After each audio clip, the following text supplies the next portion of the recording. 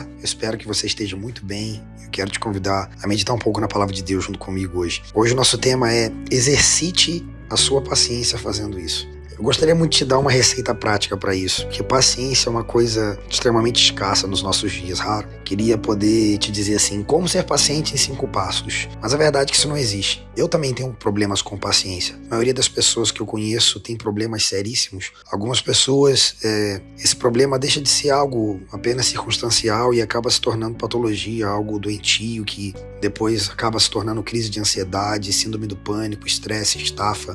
Mas como é que a gente faz para vencer isso? Vamos olhar para a Bíblia. Davi, o rei Davi, não me parece um homem que era muito paciente. Não me parece aquela pessoa que era muito mansa, ele era guerreiro. Foi assim que ele apareceu no cenário, como guerreiro, como alguém que não levou o desaforo do gigante Golias para casa. Depois de algum tempo ele matou muitos filisteus, porque Davi não me parece uma pessoa paciente de verdade, mas ainda assim, Davi nos dá muitos conselhos acerca de paciência e ele nos dá uma receita que talvez seja a melhor possível. Eu quero ler 2 textos que estão nos Salmos. O primeiro está no Salmo 37, a partir do versículo 7. O salmista Davi, ambos os salmos são de Davi. Ele diz assim: descanse no Senhor e aguarde por Ele com paciência. Não se aborreça com o sucesso dos outros, nem com aqueles que maquinam o mal. Eu vou repetir o início.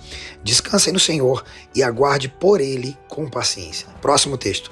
Salmo 40, a partir do versículo 1, diz assim: eu esperei com paciência no Senhor. Ele se inclinou para mim e ouviu meu grito de socorro. Ouviu o meu clamor, ele me tirou de um poço de destruição, de um atoleiro de lama, ele colocou os meus pés sobre a rocha, me firmou num local seguro. Ele colocou um novo cântico na minha boca, um hino de louvor ao nosso Deus. Muitos verão isso, temerão ao Senhor e confiarão nele. Perceba que aqui o segredo não é ter paciência, mas é onde você coloca a sua paciência.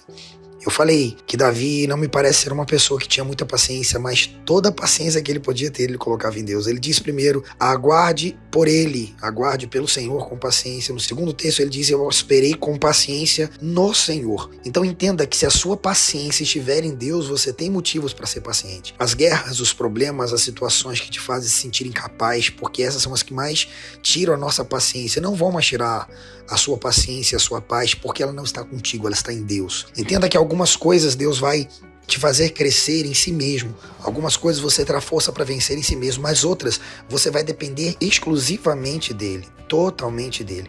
E na questão da paciência é assim.